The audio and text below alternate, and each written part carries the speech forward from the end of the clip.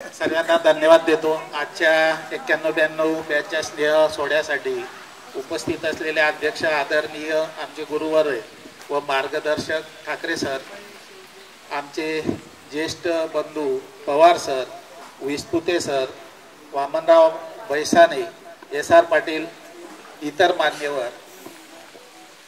खरं तर म्हणजे इथे बऱ्याचशा विद्यार्थ्यांनी आपल्या आपल्या क्षेत्रामध्ये काय काम करतात त्याचा परिचय दिलेला आहे, परंतु खास करून जे शेतकरी मित्र आहेत त्यांनी आपला परिचय इथं शेतकरी म्हणून दिला तर त्यांचा जास्त अभिमान वाटतो. त्यांना कुठेतरी असं कमीपणा वाटला नाही की मी शेतकरी जगाचा पोशिंदा आहे, परंतु समाधान या गोष्टीचं आहे की वाम मार्ग म्हणजे कुठे दारू दरफडा अमुक धमुक या गोष्टींकडे तुमच्या बॅचचे विद्यार्थी कुठे वळलेले नाही. बहुतांशी ग्रामीण भागांमध्ये आम्ही असं चित्र पाहतो की आपण कुठेतरी जॉबला लागलेलं नाही तर मग दारू वगैरे घ्यायची, थोडंफार शेतात काम करायचं किंवा करून घ्यायचं, तर अशा पद्धतीने. पण तुम्ही एक उत्कृष्ट शेतकरी म्हणून काम करतायत, प्रगतिशील शेतकरी म्हणून का नावलौकिक मिळवतायत, म्हणून तुमचं अतिशय मोठ्या मनाने कौतुक करतो. मी 1982 पासून या शाळेत सुरुवात केली, तर तुम्ही पण भाग्यवान आहे, मी पण भाग्यवान आहे. मला अशी शाळा मिळाली आणि तुमच्यासारखे विद्यार्थी मिळाले आणि खास करून असे मुख्याध्यापक मिळाले तुम्ही की त्यांच्या मार्गदर्शनाने आम्ही आज घडत गेलो. मी आज ज्या क्षेत्रात काम करतोय ते क्षेत्र अतिशय कठीण आहे. मी 86ला लागलो, 2016 31 मार्च 2016ला सेवानिवृत्त झालो. मी फक्त 2 महिने घरी आहे. साहेबांनी मला कॉल केला ते 4 वेळा विचारलं. मला शेती करायची होती, कारण शेती मला जसं शेतकऱ्यांविषयी, मी पण पट्टीचा शेतकरी आहे, मलाही शेतीविषयी आवड आहे. माझी 14 एकर बागायत शेती आहे. तर मी साहेबांना 4 वेळा नाही सांगितलं, पण साहेबांनी ऐकलं नाही की मी वेळ आहे का बाबा तुला सर. मग मी नवलभाऊ प्रतिष्ठान म्हणून आपली सिस्टर बँक आहे तिकडे अंबरनेर साईडला, तर त्या संस्थेमध्ये प्रशासकीय अधिकारी म्हणून काम पाहतो. 16 तर आत्तापर्यंत आस्थागायत काम आहे. इथं बसल्या बसल्या स्टेजवर साहेबांचाही फोन येऊन गेला, काही कामं असतात, तर आजही अविरात म्हणून मी शिक्षणाशी जुडलेलो आहे. आम्ही दिलेलं शिक्षण आणि आत्ताच्या शाळांवर माझ्याकडे 8 शाळा आहेत, महाविद्यालय आहेत, BEd कॉलेज आहे, SNDT महिला महाविद्यालय, कृषी महाविद्यालय, हे सर्व बघत असताना आम्ही दिलेलं शिक्षण आणि आत्ता देत आहेत ते शिक्षण याच्यामध्ये मोठी तफावत आहे. ना तसे विद्यार्थी राहिले ना तसे गुरु राहिले. तर ही मोठी खंत आहे.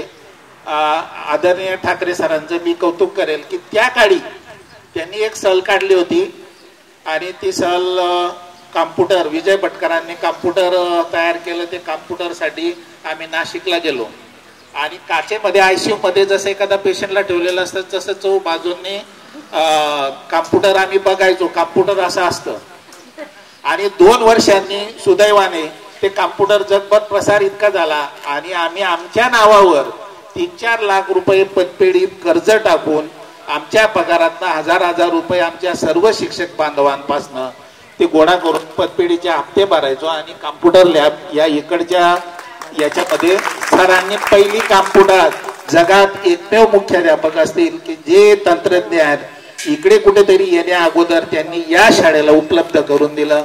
म्हणून असेही मुख्याध्यापक मिळणार नाहीत. म्हणून त्यांच्या मी माझं भाग्य समजतो की त्यांच्या हाताखाली किंवा 28 वर्ष मी एकाच मोटरसायकलवर आम्ही 2 जण आलो. आमच्या दोघांच्या घरी, ज्यांच्या घरी स्वयंपाक झाला नाही, पण आम्ही वेळ कधी चुकवलेली नाही.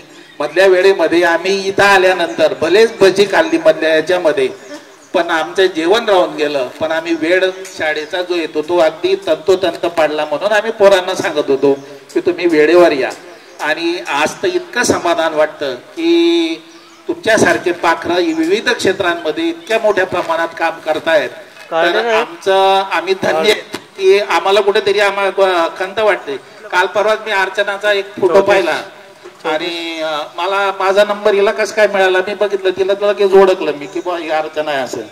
तर अशा ग्रुपमध्ये तुम्ही आता सर्वांचे नंबर घेतलेले आहेत, आमचेही नंबर घ्या. म्हणजे तुमचा आमचा कालांतराने काही 2-4 वर्षांनी असा उपक्रम केला होता. तुमच्या सर्वांचे फोटो, त्यांचे पत्ते, त्यांचे फोन नंबर जेवढे मिळाले तेवढे आम्ही केलेलं होतं, पण काळाच्या ओघाने ते आम्ही विसरत गेलो. आणि शांताराम एक सांगतो की सदाशिवकडनं आमची 90ची अपेक्षा होती. पण ती आम्ही पूर्ण करू शकलो नाही. पण धीरज दाढीवालला 85च्या पुढे नेलं होतं, एवढं मात्र आम्हाला समाधान आहे. पण 90 पर्यंत आम्ही पोचलो. आणि धीरज दाढीवाल दुकानदार इथेच नवलनगरमध्ये, तो आपला व्यवसाय करतो. त्यांनी इंजिनिअरिंगमध्ये पदवी मिळवली, नोकरी सोडून हे करतो. पण मी स्वतः आणि सर पण जैनमध्ये जायचो, इथे काय उपक्रम चालू आहे ना आपल्या शाळेमध्ये, काय चालत आहे, तर आम्ही विचार विनिमय करून मग आम्ही ते सर्व इथं राबवायचो. आणि मी खात्रीने सांगतो, महाराष्ट्रामध्ये आजही अशी पहिली प्रयोगशाळा कोणत्याही शाळेमध्ये, रयतमध्ये सुद्धा नसेल, इतकी समृद्ध अशी प्रयोगशाळा इथं उपलब्ध करून दिली. माननीय नानासाहेबांचं आणि ठाकरे सरांचे मी आभार मानतो की त्या काळात आम्ही समृद्ध असं ज्ञान विज्ञानाच्या माध्यमातून आम्ही विद्यार्थ्यांना देऊ शकलो. तर इथे बोलण्यासारखं खूप आहे. इथे बोलून आज जे म्हणजे पुन्हा 91-92चा दिवस तुम्ही आठवला तर आम्ही काळाच्या ओघामध्ये विसरत चाललो होतो की हा कोण आहे, कुठला आहे, कसं काय आहे. तर हे सर्व आज 91-92 मध्ये मी सुद्धा 65 नंतर मी 91-92च्या याच्यामध्ये शिकवतोय असं मला आज वाटतं. म्हणून तुम्हाला सर्वांना धन्यवाद देतो. आणि या पद्धतीने जो काय आम्हाला आमचा सत्कार किंवा आमचं ऋण फेडलं, तर त्या ऋणांची बोल होणार नाही. आम्ही मरेपर्यंत जिवंत असेपर्यंत तुमचे जे या पद्धतीचं जे कार्य ते आमच्या लक्षात राहील. आणि याच पद्धतीने तुम्ही सुद्धा समाजात उत्कृष्ट, आम्हाला इतकं सांभाळ की मनीषा आहे, नंतर हारनाक्षी विविध क्षेत्रांमध्ये लोक काम करतात, नंतर सदाशिव येते मंडळाधिकारी. पण त्यांच्या ज्या भावना आहेत, मी सदाशिवकडे 1-2 कामांसाठी गेलो होतो, पण आजही सहकार्याचे समाजासाठी जे एकरूप होतात, तर हेच काम चालू ठेवा. परमेश्वर तुम्हाला राजी राहील. आणि एवढं बोलून मी माझे मनोगत संपवतो. जय हिंद, जय महाराष्ट्र, जय ठाकरे. जर पाहिलं तर आज 33 वर्षानंतर इतका छान योग आला. खरं पाहिलं तर सगळेजण एकमेकांना विसरले होते असं म्हणायला हरकत नाही. कारण 33 वर्षात बऱ्याच लोकांचा कॉन्टॅक्ट नव्हता एकमेकांशी. 4-5 लोक सोडले, नेहमीचे तेच भेटत होते, तेच बोलत होते. तर हा उपक्रम आमचे बंधू शांताराम भाऊ यांनी पहिले सुरुवात केली. खरं फाउंडर ते आहेत, त्यांनी सुरुवात केली. त्याच्यानंतर यांनी उचलून धरलं गोरख भाऊ, विश्वास. आणि हा सगळा उपक्रम जो झाला त्याला इतका उत्स्फूर्त प्रतिसाद मिळाला. सगळ्यांनी इतकी दाद दिली, इतकी साथ दिली. तर पहिले सगळ्यांचं धन्यवाद. कारण हे सगळ्या गोष्टींना तुमची साथ असल्याशिवाय हा कार्यक्रम इतका छान झाला नसता. आता या प्रिमायसेस मध्ये आल्यानंतर आठवणींचे इतके हे झालेत, डगगोळा झालेत की काय काय सांगावं, काय काय राहावं हे म्हणजे कमी पडणार आहे. कारण आपली सुरुवात झाली तेव्हा आपण आंबोळा रोडवर आपल्या वर्ग भरत होते. तिथे शाळेचं वातावरण नव्हतं, आपल्याला वेगळा क्लासरूम होता, आपल्याला बेल ऐकू येत नव्हती, आपल्याला काहीच म्हणजे शाळेचं वातावरणच नव्हतं. तरी सुद्धा बापूसाहेबांनी पहिले 2 महिने आलेला कच्चा माल पक्का करण्यासाठी आपल्याला टेबल्स असतील, बाराखडी असेल, 2 महिने इतके घोटून घेतले. तर मी आजही अभिमानाने सांगतो सर की मला आजही कॅल्क्युलेटर लागत नाही. व्यवसाय करताना आजही विना कॅल्क्युलेटर मी हिशोब करतो. त्याचं श्रेय मी आजही या शाळेला देतो. काही गोष्टींची शिस्त इतकी चांगली होती. मी 5वी-6वीला असताना बापूसाहेबांचा एक संवाद ऐकला होता. ते शिपायाला सांगत होते की जर तू आज झाडांना पाणी दिलं नाही तर मी तुझ्या डोक्यावरचे केस राहू देणार नाही. तुम्हाला सांगतो असा मुख्याध्यापक होणे नाही, कारण असं होतच नाही, कोणीच अशी धमकी देत नाही. पण बापूसाहेबांचे ते प्रेम आणि ती धमकी, तर त्यावेळी विद्यार्थ्यांना शिस्त लावताना बापूसाहेबांनी खूपच मेहनत घेतली. तर या सगळ्यांचं श्रेय जे म्हणजे या सगळ्यांचा जो निकाल आला, जो रिझल्ट आला, तो आपल्या समोर आज आहे. आपल्या सगळ्यांना जी शिस्त लागली, जे काय असेल, जो तो ज्याच्या त्याच्या व्यवसायात असेल, कामात असेल, जे काय असेल, पण जो तो आज ज्या पद्धतीने इथे आलाय किंवा आज ज्या पद्धतीने तो माणूस म्हणून जगतोय, हे माणूस म्हणून जगण्याचं जे शिक्षण आहे ते सगळं आपल्या शाळेने आपल्याला दिलंय. आणि या सगळ्या गुरुजनांचा त्याच्यात मोठा वाटा आहे असं मला वाटतं. माझ्या माहितीप्रमाणे या शाळेचं जुनं नाव नूतन विद्या मंदिर असं काहीतरी होतं. तर ते बदलून ज्यावेळी शेतकी विषय सुरू झाला तर त्यावेळी आपलं नाव बदलण्यात आलं शाळेचं. पण शाळेची जी घडण झाली ती जशीच्या तशी होती. शाळा जशी आज होती, म्हणजे जशी आपल्या वेळेस होती तशी आजही आहे. कारण आजही इथले रिझल्ट आपण ऐकतो, आपण बोलतो. कारण मी पण परिसरातला असल्यामुळे मी थोडंफार फीडबॅक माझ्यापर्यंत येतोच. कारण आपले जे भाऊ असतील, भावाचे पोरं असतील, जे ते तिथून शिकले, त्यांना आपल्यापेक्षा चांगल्या सवलती मिळाल्या इथे. म्हणजे त्यांना कम्प्युटर लॅब असेल किंवा अधिकृत जे अद्ययावत लॅब असेल, प्रयोगशाळा, त्या चांगल्या मिळाल्या. आणि काही गोष्टी आपल्यापेक्षा त्यांना चांगल्या मिळाल्या. सरांनी ते अद्ययावत करून दिलं, याबद्दल मी परत सरांना धन्यवाद म्हणतो. आणि आपण सगळ्यांनी वेळात वेळ काढून इथे उपस्थिती दिली, त्याबद्दल सगळ्यांचे पुन्हा आभार. आणि असाच कार्यक्रम पुढच्या वर्षी हो, ही माझी स्वतःची विनंती आहे.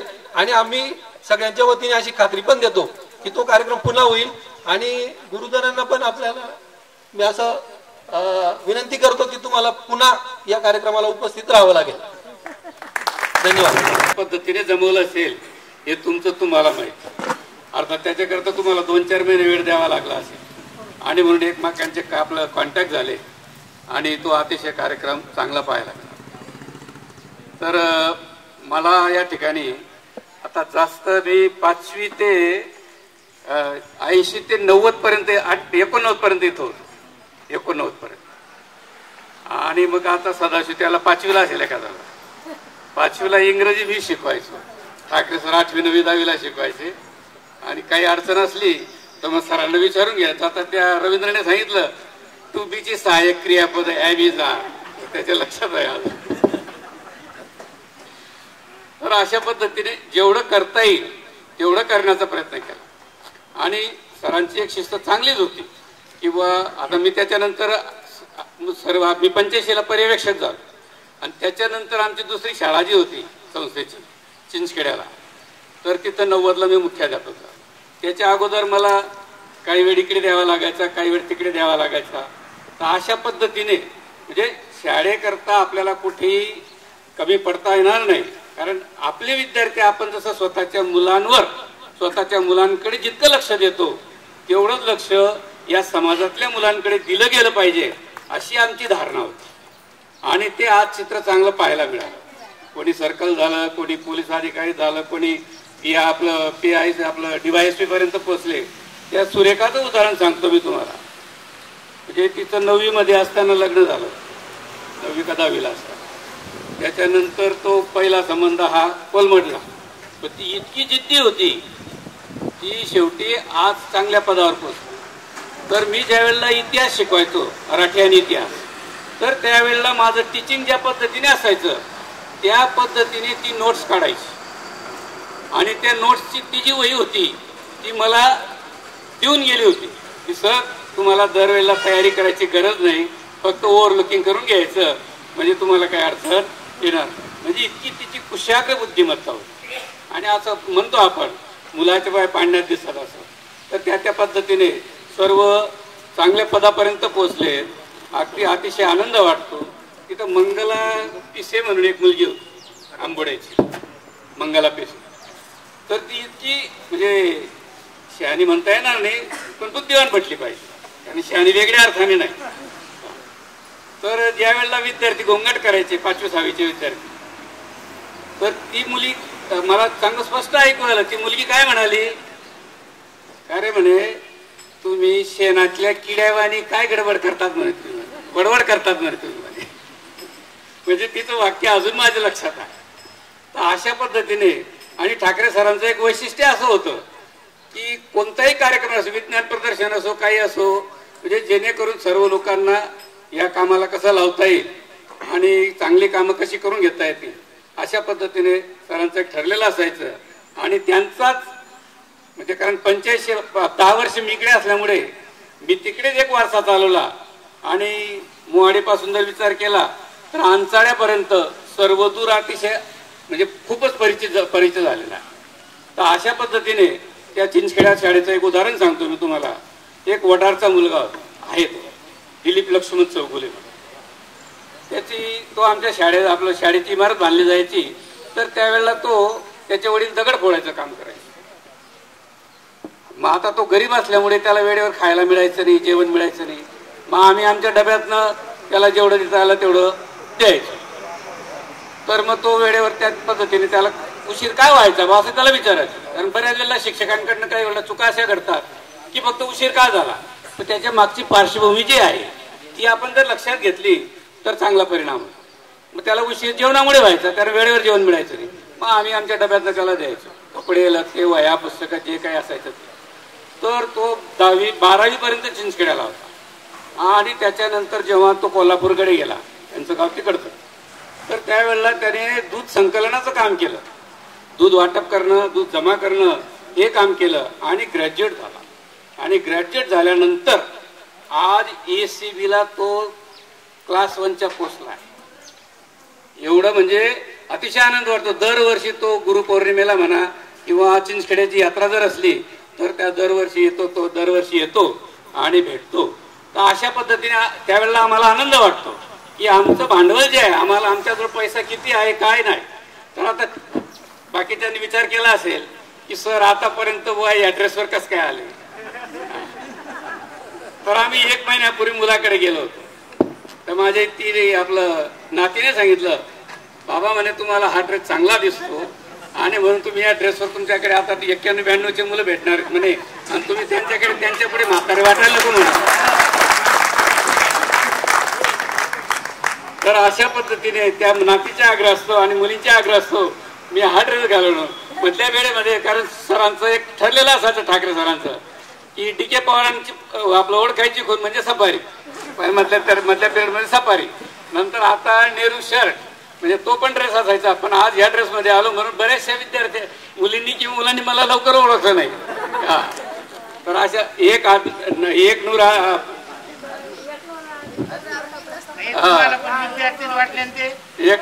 एक नूर आदमी 10 नूर कपडा. आणि आता मला वैशिष्ट्य सांगतो, बऱ्याच वेळेला लोक म्हणतात हो सर तुम्ही सुरुवातीपासून तुमची तब्येत जशीच्या तशी आहे. त्याला कारण आहे. सफरचंद खायची ते आम्हाला सांगायचं, हे सांगायचे जर सफरचंद रोज खाल्लं तो मग जशाच्या तसाच राहतो, त्याचा तो परिणाम.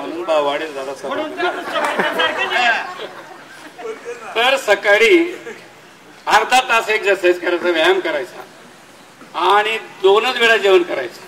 नाश्ता हा सहजा यदा कदाचित होतो, नाही तर मग 2च वेळ जेवण करायचं. मधल्या वेळेमध्ये काहीच खायचं नाही.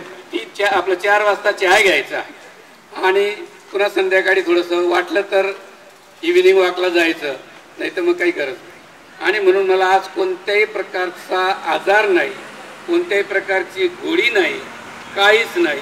अजून सुद्धा जसाच्या तसाच आहे आणि परमेश्वराने मला तसं ठेवावं ही परमेश्वराने प्रार्थना.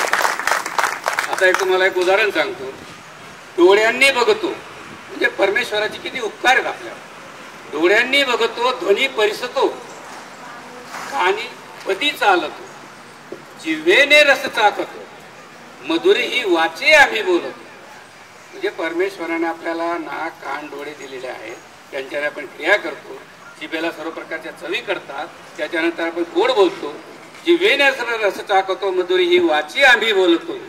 हाताने बहुसाल काम करतो, विश्रांती ही घ्यावया. दिवसभर काम केलं, विश्रांती घेतली, रात्री झोप झाली की मला लगेच माणूस ताजा तवाना होतो, फ्रेश होतो, लगेच कामाला जातो. काही मशिनांची अशी एक्सपायरी डेट असते की ते काही दिवसानंतर ते बाजूला टाकावं लागतात. तसं परमेश्वराने आपल्याला फार मोठे उपकार केले. हाताने बहुसाल काम करतो, विश्रांती ही घ्यावया. घेतो झोप, फिरून उठतो, ही ईश्वराची दया. जर ईश्वराची दया असेल तर तुम्ही सकाळी उठणार आहे, नाहीतर काय होईल हे काही सांगता येत नाही. म्हणून परमेश्वराचे आपण जेवढे आभार मानले तेवढे कमीच आहे. आणि एक उदाहरण सांगतो मी तुम्हाला. आणि तिचे मिस्टर जे असतात ते एकदम गरीब असतात. तर ते आता याची गरिबीची परिस्थिती असल्यामुळे ती श्रीमंताची मुलगी काय म्हणायची, पण इथं सालदारी करण्यापेक्षा आपण माझ्या बापाकडे 5-10 सालदार आहे, इथं गुमास्ता म्हणून काम करा भाऊ तुम्ही. तर ती त्यांनी हो म्हटलं, गरीब माणूस हो सांगितलं. काय जवळच सासरवाडी होती, काही अंतरावर गेले. सकाळच्या वेळेला काही भाकर वगैरे बांधली आणि रस्त्यावर थांबली. एक विहीर होती आणि त्या विहिरीमध्ये आपलं विहिरीतून पाणी काढलं आणि जेवायला बसलं. जेवायला बसल्यानंतर तिला वाटायचं श्रीमंताची मुलगी, काही वेळेला संस्कारांचाही परिणाम असतो. माझ्या जीवनामध्ये कायम गरिबी राहणार आहे, त्याच्यापेक्षा काय करायचं मग. तिला काय संताप आला, राग आला तिचं तिला माहिती. तिने लगेच विहिरीमध्ये टाकली. घरी गेली बापाकडे गेल्यानंतर बापाने विचारलं, म्हणे बेटा जावई बापू कुठे? ते येत आहेत. योगायोगाने त्या माणसाचं दैव बलवत्तर असेल. एक शेळ्या चालणारा मुलगा होता, त्याला आरोळ्या मारायचा. त्याने काहीतरी त्याला बाहेर काढलं आणि मग संध्याकाळपर्यंत तो पोहोचला. मग कालांतरे 10-5 वर्ष काय, कारण परिस्थिती ही बसून राहत नाही. बऱ्याच वेळेला आपण परिस्थितीला दोष देत असतो, कारण माणसाचं नशीब आणि जमिनीचा अंतर हा कोणीच पाहिलेला नाही. आणि म्हणून त्याचं नशीब बलवत्तर, आणि म्हणून 15-20 वर्षांनी परिस्थिती एकदम सुधारली. त्याला एक मुलगा होता. आता मुलगा, त्याचं लग्न वगैरे झालं, सर्व काय केलं. त्याच्यानंतर मग त्या माणसाची एक सवय अशी झाली होती की तो जेवण झाल्यानंतर पोटावर हात फिरवायचा आणि म्हणायचा, देवना घरमाने आयशे पण 150-300 म्हणे. आता सुनवायला वाटायचं की माझे सासरे दररोज जेवण झाल्यानंतर असं का बरं म्हणतात बुवा. मग त्या एक दिवशी त्या सुनेने हिंमत केली, म्हणजे दादा तुम्ही दररोज असं का बरं म्हणता. म्हणे बेटा तू तुझ्या आपलं सासूला विचारून घे म्हणे, मी सांगू का असं. मग त्या सासूला तिने विचारलं, म्हणे दादांचं असं मत आहे बा, काय करायचं. म्हणे विचार म्हणे. बघ म्हणे 20 वर्षापूर्वीची परिस्थिती, त्याच्यामध्ये असा प्रकार घडला होता, पण मी संयम ठेवला आणि संयम ठेवल्यामुळे आज तुम्हाला हे चांगले दिवस आहे. जर त्यावेळेला मी संयम ठेवला नसता तर यदा कदाचित म्हणजे माझं वाईट झालं असतं, हा संसार मोडकळीस आला असता आणि हे चांगले दिवस तुम्हाला आले नसते. आणि म्हणून सांगितलं की बुवा देवना घरमा न्यायशे 150-300 असा प्रकारे न्याय आम्हाला मिळाला होता. तर अशा पद्धतीने जीवनामध्ये संयम पाहिजे. आणि सासू सासरे आणि आई बाप आहे काशी तेने न जावे तीर्थाशी. ज्याचे आई वडील आहेत त्याने तीर्थाला कोणत्याही तीर्थक्षेत्राला जायची गरज नाही, तेच आपले दैवत. आणि जशा पद्धतीने आपण आई वडिलांची काळजी घेतो तशाच पद्धतीने जर सासू सासऱ्यांची काळजी घेतली तर आपलं जीवन अतिशय चांगलं चालणार आहे. आणि अशा पद्धतीने सर्वांनी या ठिकाणी मला एक विद्यार्थी मित्र आणि मैत्रिणी या त्याने सांगू इच्छितो की तुम्ही सुद्धा तुमच्या जीवनामध्ये सक्सेस व्हायचं असेल, यशस्वी व्हायचं असेल तर तुम्ही या गोष्टी या ठिकाणी पाळल्या पाहिजे. कारण सासू काही जास्त दिवस राहणार नाही. 2 दिवस सासूचे, 2 दिवस सुनेचे. बाप बी काही जास्त दिवस राहणार नाही, कधी ना कधी ते जाणार आहे. आणि कधी ना कधी त्या तिजोरीच्या चाब्या ज्या आहेत त्या आपल्याला मिळणार आहे.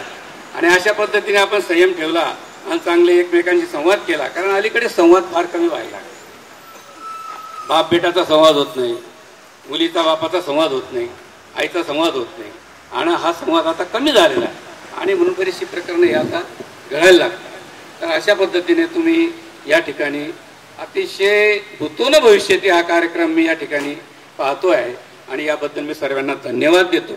आणि आयोजकांनी मला या ठिकाणी संधी दिली आणि म्हणून मी आयोजकांचे आणि सर्वांचे एक प्रकारे आभार मानतो. जय हिंद, जय महाराष्ट्र, जय भारत. धन्यवाद. एवढा वेळ काढून आणि आपली 91-92ची बॅच लक्षात ठेवून इथे उपस्थित राहिले. काही कारणास्तव आपल्या मॅडम नाही येऊ शकल्या आणि आपण त्यांनाही आग्रहाचं आमंत्रण दिलेलंच होतं.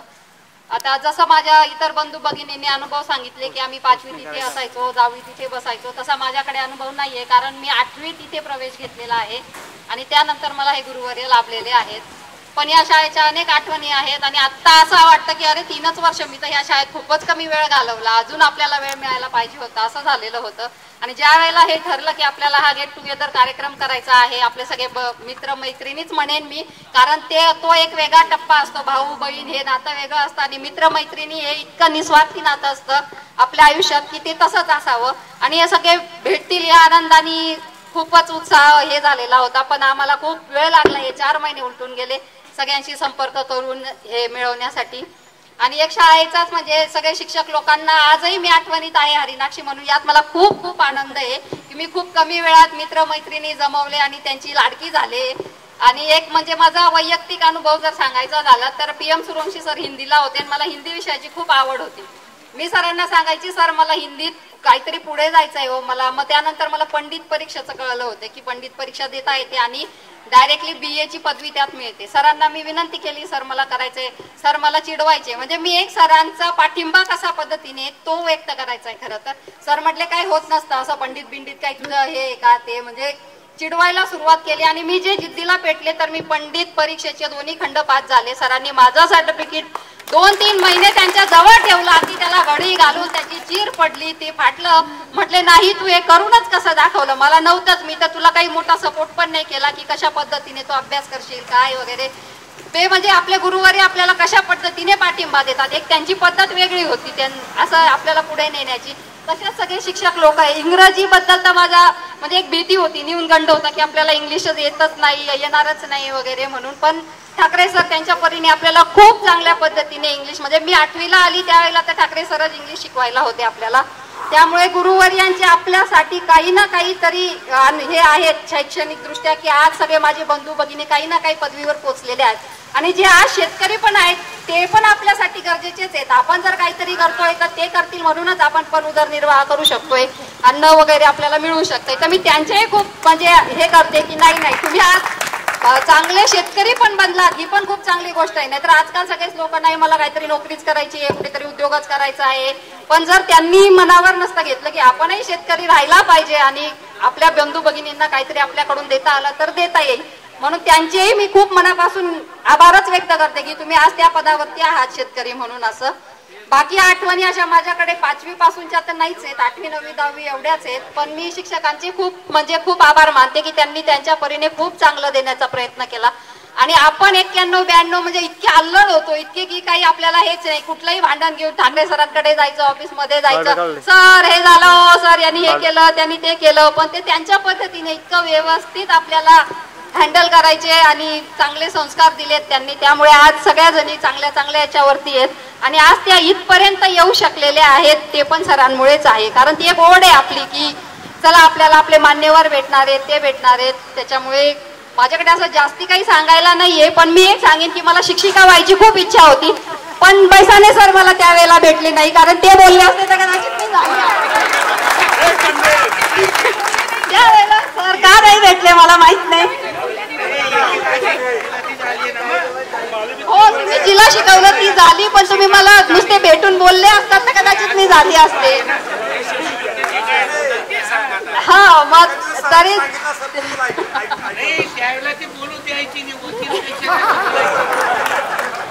पण चला जरी शिक्षिका नाही होऊ शकली तरी सरांच्या म्हणजे ज्ञानामुळे म्हणा काय म्हणा त्याच्यामुळे मी आज एक उद्योजिका आहे. माझ्या पतींच्या सहयोगाने मी एक ओनरशिप आहे, हॉटेलियर आहे आणि प्रोप्रायटरशिप आहे.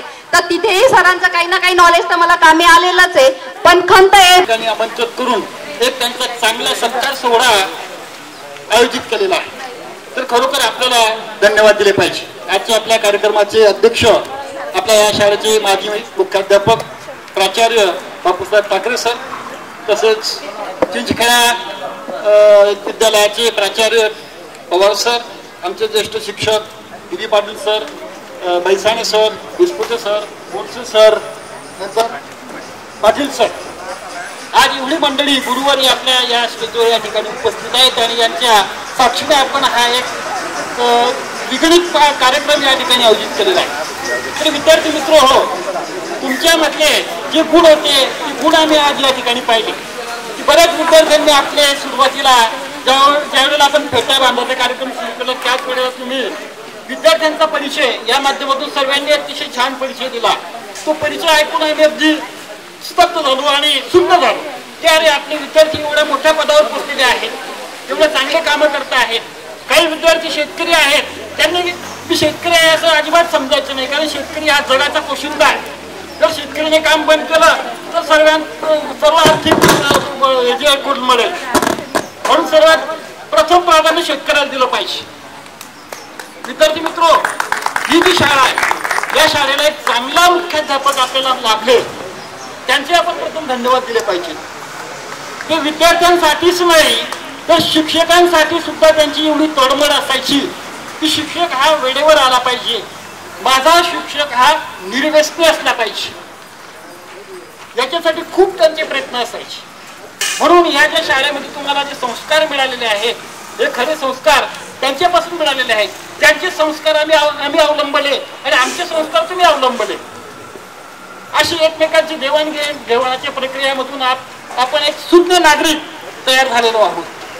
तर खरोखर मला त्यांना धन्यवाद द्यावा असं वाटतं की बघा आपल्या ह्या शाळेमध्ये त्यांनी कुठल्या गोष्टी राबवल्या, अनेक गोष्टी राबवल्या. मला वाटतं 3 तालुका विज्ञान प्रदर्शन आणि 2 जिल्हा विज्ञान प्रदर्शन त्यांनी या ठिकाणी आयोजित केले. कारण मी विज्ञानाचा शिक्षक आहे. त्यावेळेस जेव्हा या विज्ञानाची जबाबदारी माझ्याकडे RS पाटील असतील, DB पाटील असतील आणि विज्ञान शिक्षक 3च होतो त्यावेळेला, करस्कर सर होते, असे आमच्या 4-5 लोकांवर असायची आणि आमच्या सगळ्या गोष्टींवर त्यांचं वॉच असायचं. म्हणजे अतिशय चांगले मुख्याध्यापक आपल्याला मिळाले म्हणून आपण एक सुज्ञ नागरिक या ठिकाणी तयार झालेलो आहोत. खरोखर तुम्हाला अजून मी एक आग्रहाची विनंती करू सांगू इच्छितो की आज बरेच सर्व आता वयस्कर झालेले आहेत. कोणी 45 मध्ये आपण आलेलो आहोत, कोणी 50 मध्ये आलेलो आहोत.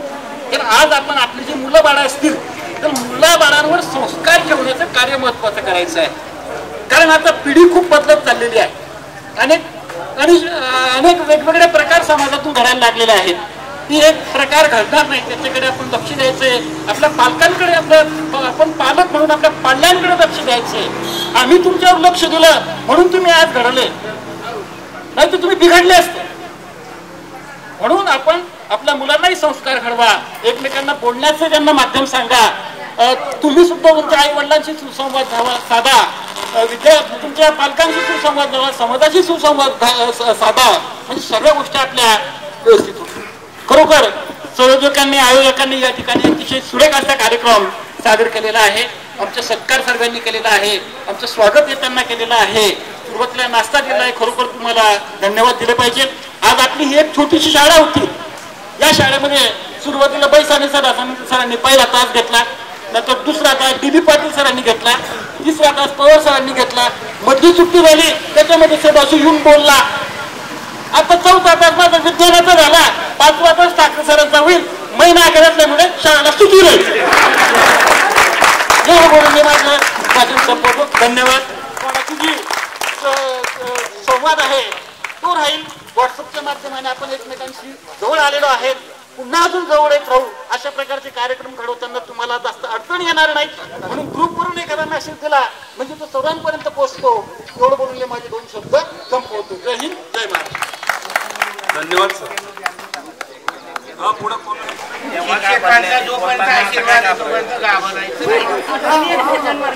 आणि माझ्या मित्रमैत्रिणी सगळे गुरु चांगले मिळाले. GM पाटील सर असो, PT बैसाने सर असो, CR सूर्यवंशी सर असो. मी 7वीला असताना इथे आले शिकायला. 5वी पर्यंत धुळ्याला शिक्षण झाले असल्यामुळे मला थोडंफार इंग्लिश जास्त येत होतं यांच्यापेक्षा. वासरात लंगडी गाय शहाणी, तशी शहाणी होती मी.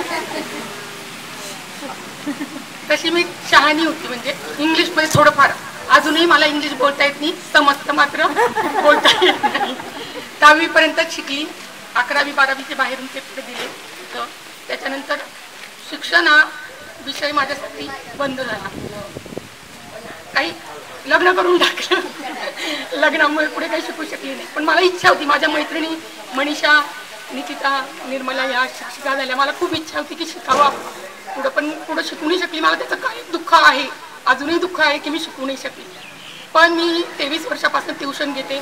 माझ्या हाताखाली मी खरंच विद्यार्थी चांगले घडवले ते या शिक्षक लोकांमुळे. यांचे गुण मी माझ्यात पूर्णपणे उतरवले. मी दरवर्षी गुरुपौर्णिमेला मनातल्या मनात माझ्या सर्व शिक्षकांना नमस्कार करते. आणि खरंच मला पहिला नंबर मिळाला, मला खूप आनंद झाला होता की मला नंबर मिळाले यांचे. मला WS बैसाने सरांचा नंबर मिळाला, DB पाटील सरांचा नंबर मिळाला. मला खूप खूप आनंद झाला. आणि आज मला त्यांच्याकडे बघून मला माझे वडील भेटल्याचा आनंद होतो. मला खूप आनंद होतो. मी म्हणजे माझ्या भावना व्यक्त करू शकतो. मला इतका आनंद होतो. आमचा आकाशवाणीवर कार्यक्रम केला होता, आठवतं? आकाशवाणीवर कार्यक्रम झालेला होता आणि त्यांच्यामुळं आता जसं टीव्हीवर मोठं वाटतं तेव्हा आकाशवाणीवर काही दिसणार नव्हतं, पण आवाज जाणार आहे आपला ते सुद्धा भारी वाटलं तेव्हा आम्हाला. अगदी 3 वाजेच्या सुट्टीनंतर आमची रोज प्रॅक्टिस त्या प्रयोगशाळेमध्ये रोज घ्यायची आमची प्रॅक्टिस. अगदी 1-1, 2-2 वाक्य पण होता कार्यक्रम झाले. त्याच्यानंतर बाकीच्या गोष्टी जसं आठवत आहे तशी सांगते. एकदा मला आंबोड्याच्या मुलींचं 8वी 9वी 10वी नीराबाई शाळा नवीन झाली, त्याच्यामुळे मी एकटीकडे आंबोड्याची राहून गेली आणि मग त्याच्यामुळे शनिवारी मला लवकर यायला काही जमायचं नाही आणि नेमकी उशीर व्हायचा सोबत नसल्यामुळे. इथं सगळी कवायत चालू असायची, हातांचे प्रकार, आणि मी उशीर आली. ठाकरे सर इंग्लिशचं शिकवत होते. मी बाहेरून विचारलं, सर आत येऊ का? सर बोलले बाहेरच बस. एवढे पोरं बसलेले आणि मला तिथं बाहेर बसवलं. मला खूप रडू आलं, खूप रडू आलं. तेव्हापासून वेळेचं महत्व जास्त कळलं. मला सुद्धा कोणीही 1 मिनिट उशिरा आलेला चालत नाही. माझ्या ट्युशनच्या पोरांना मी म्हणते उशिरा आलं तर घरी जायचं. जो स्ट्रिक पण आला ना तो यांच्यामुळे आलेला असेल कदाचित. आणि खरं स्ट्रिक आहे, मी दिसते आता अशी, पण मी स्ट्रिक आहे बरं का. आणि मनीषाची गोष्ट सांगते. मनीषाने मला 25 वर्षानंतर शोधून काढली, कारण की हरिणाक्षीची बहीण तिच्या भावाला दिली आहे. ती तिच्या बहिणीला लग्न झाल्यावर घ्यायला आली, तेव्हा आंबोड्याला अगदी धावती भेट दिली. तिला फक्त एवढंच माहिती होतं की माझी बहीण त्र्यंबकेश्वरला दिली. ती त्र्यंबकेश्वरला गेली आणि त्र्यंबकेश्वरमधनं तिने माझ्या बहिणीला शोधलं आणि त्याच्यानंतर मला शोधून काढलं. थँक्यू सगळ्यांचे, खूप खूप थँक्यू. गौरव, सगळ्यांनी जो कार्यक्रम आयोजित केला त्याच्याबद्दल खूप खूप थँक्यू. माझी कधीची इच्छा होती आणि मी पैसे सांगितल्याबरोबर सगळ्यांच्या आधी मी टाकले पैसे. अरे बाबा करा कार्यक्रम. एप्रिल महिन्यामध्ये ठरला होता कार्यक्रम, पण एप्रिल महिन्यामध्ये नको रे बाबा, ऊन आहे खूप. हे आताही आम्हाला खूप गरम होत आहे, पण ठीक आहे. सरांसाठी सगळ्यांसाठी आणि सगळे विद्यार्थी जेव्हा ताई म्हणतात छान वाटतंय आम्हाला. आता मी आमच्या प्रत्येकांच्या बहुतेक मुलींच्या मुलांचे लग्न झालेले, तुमच्याही मुलींचे लग्न झाले. सगळ्यांना चांगलं भेटो, सगळ्यांनी आनंदात राहो. सगळ्यांनी देवाच्या चरणी प्रार्थना, तुम्हाला सगळ्यांना चांगले आरोग्य लाभो ही देवाला प्रार्थना करते.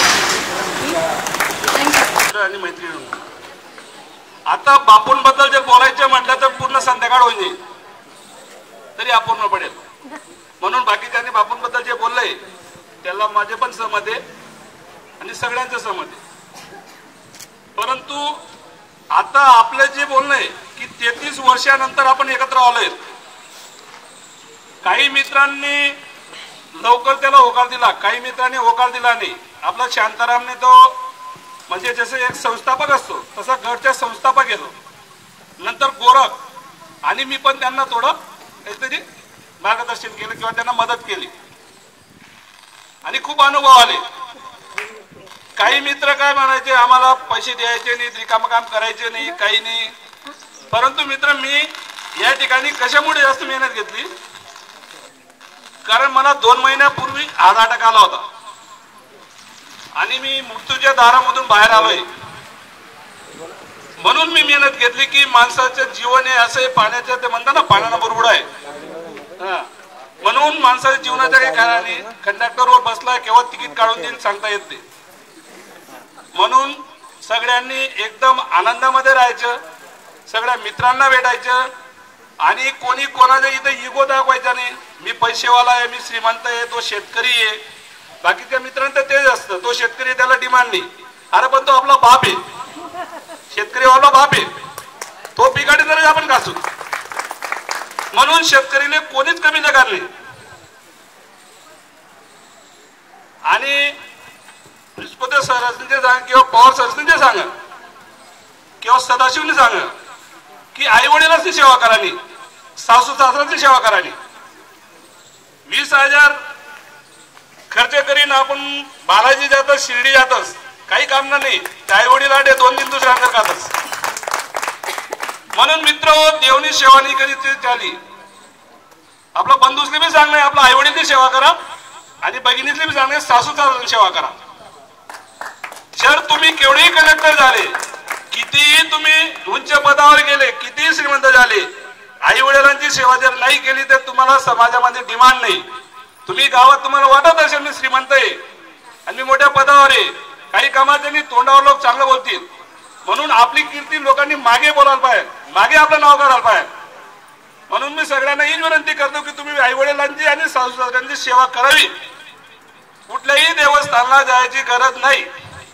परंतु आपल्या समाजामध्ये असं झालंय जे उच्चभ्रू लोक आहेत त्यांचेच आई वडील 2 शब्द गोड बोलण्यासाठी किंवा 2 वेळची भाकरसाठी संघर्ष करतायत.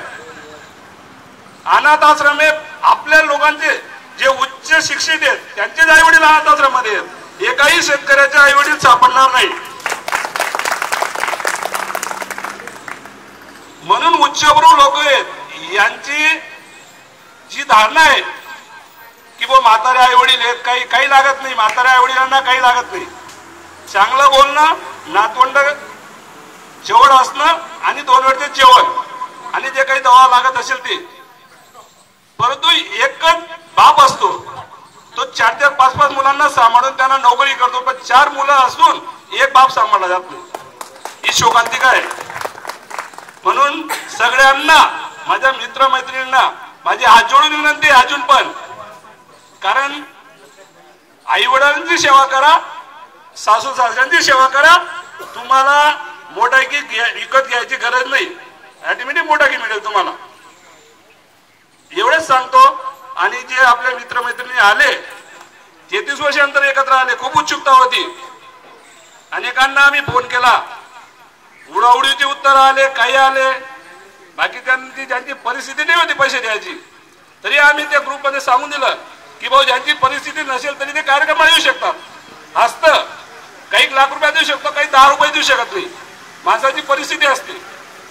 म्हणून ज्यांची इच्छा असते त्यांनी या ठिकाणी यावं असं मी वारंवार ग्रुपवर त्या ठिकाणी मेसेज देत होतो.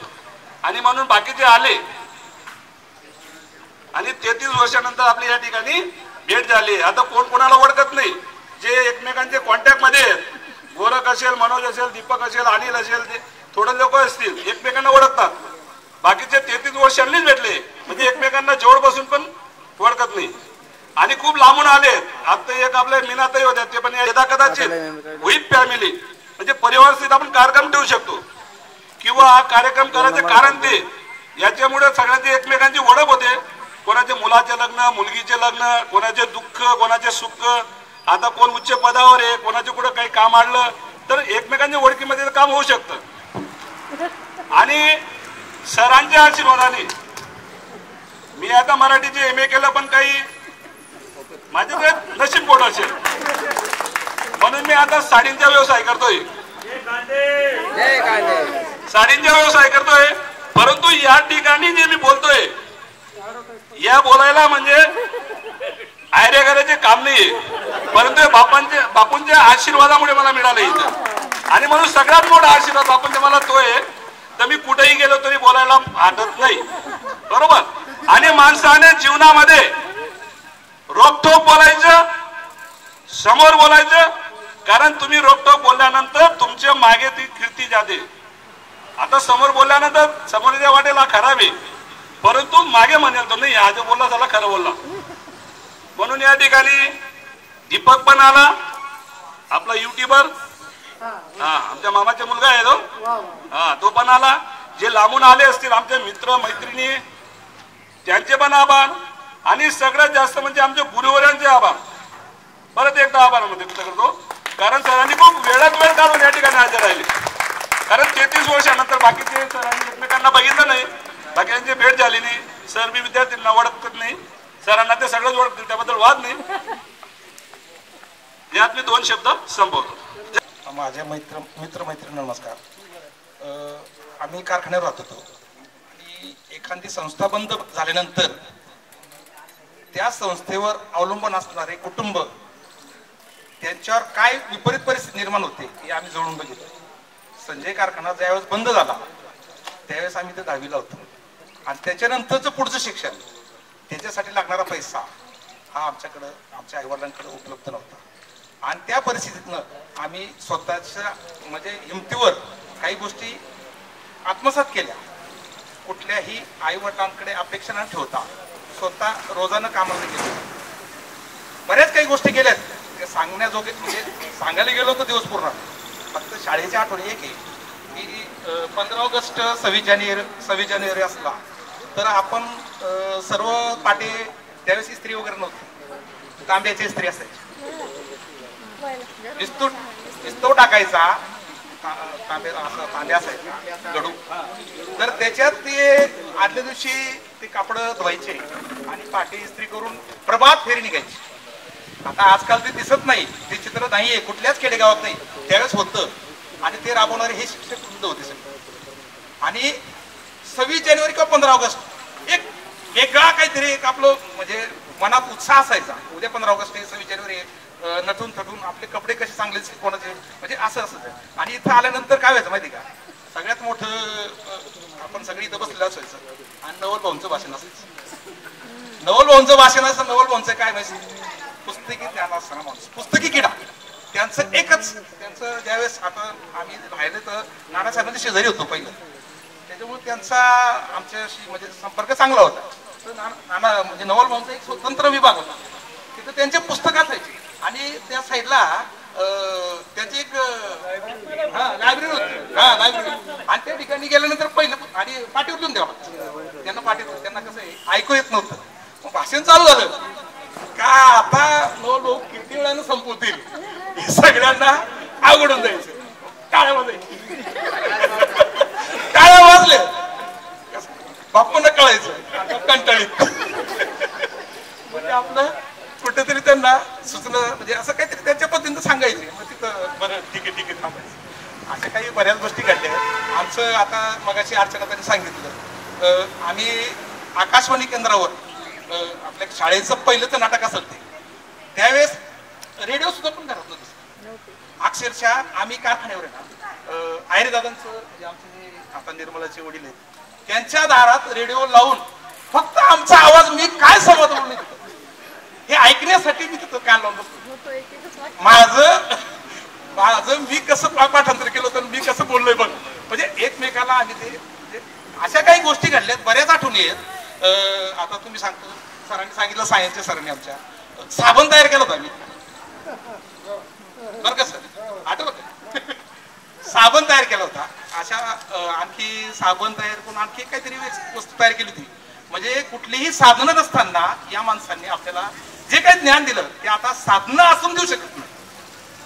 जे आता साधनं आहेत आपल्याकडं ते नाही देऊ शकत. आता ते तो काळ वेगळा होता, आताचा काळ वेगळा आहे. शिक्षणाचा बाजार झालाय सगळा, पूर्ण कॉम्पिटिशन. म्हणजे कसं स्पर्धा परीक्षा, आणि कसं आहे सकाळी 8 वाजेपासून तर रात्री 12 वाजेपर्यंत पोरं कधी अभ्यासत असतं. खेळणं, त्यावेळेस आम्हाला आमच्या घरातले आई वडील काय करायचे, खेळायला गेलाय रामखोर, खेळायला गेला, अभ्यास करत नाही असं नसेल. आता मुलांना खेळायसाठी बाहेर काढावं लागतं.